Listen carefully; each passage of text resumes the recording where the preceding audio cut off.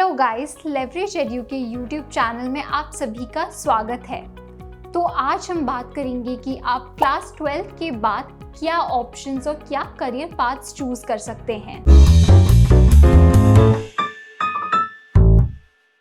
देखिए, वैसे तो आपके पास 12th क्लास के बाद बहुत ऑप्शंस दिखाई देंगे, लेकिन जितने ऑप्शंस उतना ही कंफ्यूजन, है ना। वैसी एक डिफ़िकल्टी आपने फेस करी होगी क्लास 10th के बाद, जब आपको साइंस, कॉमर्स, आर्ट्स में से एक ऑप्शन सिलेक्ट करना था, पर तब आपके पास बस 3 ऑप्शन थे। लेकिन अभी आपके पास कौन से डोमेन में ग्रेजुएशन करें, इंडिया में पढ़ें या इंडिया से बाहर, बहुत कंफ्यूजिंग है, right. But don't worry, leverage edu is here ताकि हम आपके सारे क्वेश्चन, सारी क्वेरीज को एड्रेस करें स्टेप बाय स्टेप।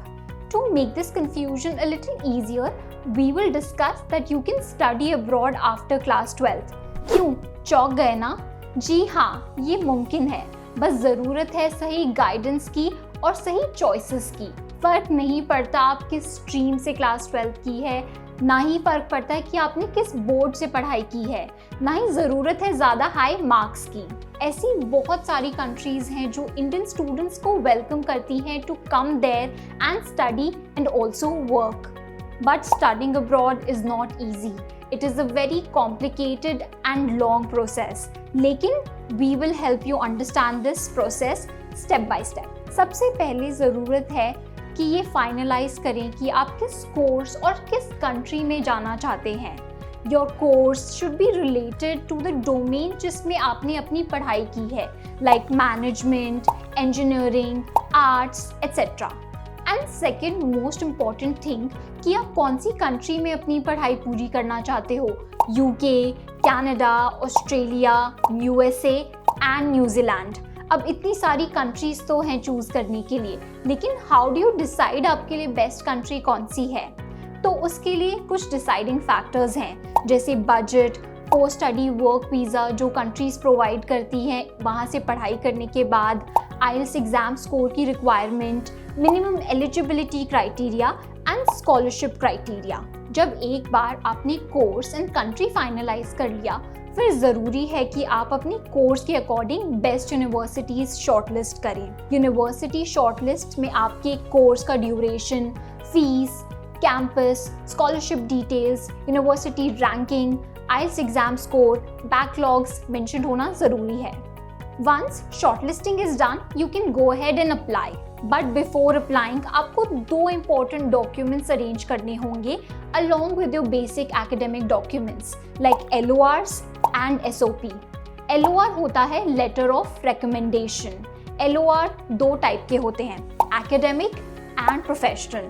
अगर आपने रिसेंटली अपना ग्रेजुएशन या स्कूल कंप्लीट किया हो तो आप प्रोफेसर या हेड ऑफ डिपार्टमेंट से ये लेटर लिखवा सकते हैं, एंड इस लेटर में आपकी स्किल्स एंड क्वालिटीज़ मेंशन होना ज़रूरी है, एंड इसे कहते हैं एकेडमिक LOR। वही प्रोफेशनल LOR आप अपने एम्प्लॉयर से लिखवाते हैं। अब बात करते हैं SOP की, which stands for statement of purpose. This is basically an essay और पर्सनल स्टेटमेंट जहां आप अपना intent to study abroad justify करते हैं, जैसे कि आप अब्रॉड में पढ़ाई क्यों करना चाहते हो, आपका मोटिवेशन एंड पर्पस क्या है, आपने ये पर्टिकुलर कोर्स क्यों सिलेक्ट किया, कौन सी यूनिवर्सिटीज़ एंड कंट्रीज़ के बारे में रिसर्च किया, एंड आपको इस कंट्री में एडमिशन क्यों मिलना चाहिए। Interesting, right. SOP सबसे ज़्यादा इम्पॉर्टेंट डॉक्यूमेंट होता है क्योंकि this is the only thing जो आपको हेल्प करेगी टू स्टैंड आउट बाकी एप्लीकेशन से। लेवरेज एड्यू आपको हेल्प करता है to craft the perfect SOP and LORs. Once your LOR and SOP are ready, it's time to submit your applications. आपके application submit करने में 1 से 2 दिन का वक्त लगता है, and then it will take 2 to 3 weeks का time to get your offer letter. Apply तो कर दिया एंड ऑफर लेटर भी आ गया, लेकिन ये सोचा कि आप अपनी हायर एजुकेशन को कैसे फंड करोगे, तो तभी आता है एजुकेशन लोन पिक्चर में।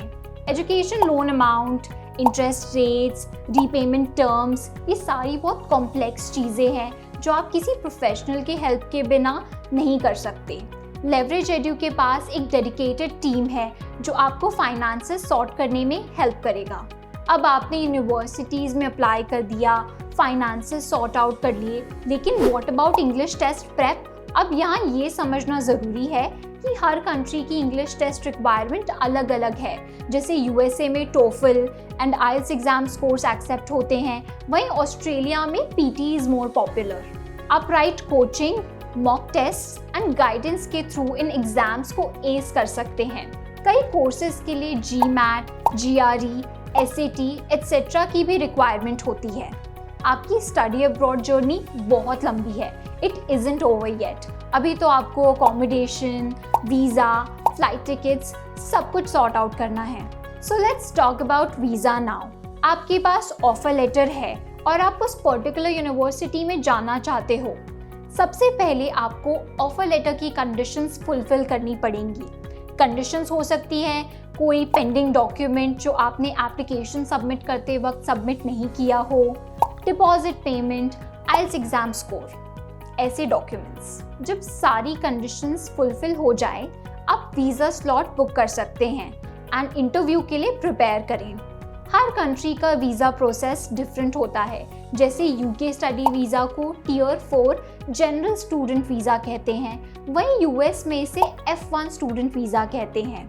हर कंट्री के वीज़ा का processing time and fee different होता है, तो ज़रूरी है कि आप टाइम पे ये सारी फॉर्मेलिटीज़ कंप्लीट कर लें। वीज़ा के बाद आता है अकोमोडेशन, कि आप यूनिवर्सिटी अकोमोडेशन में रहेंगे या पर्पस फिल्ड स्टूडेंट अकोमोडेशन में।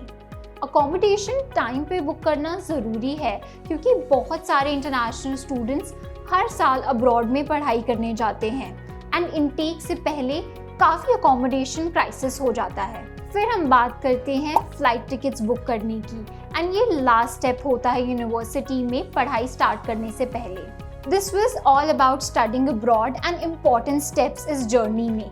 Let us know if you think we've missed out something by commenting below and subscribe to our channel ताकि आप ऐसे इंटरेस्टिंग वीडियोस को एक्सेस कर सकें। Thank you.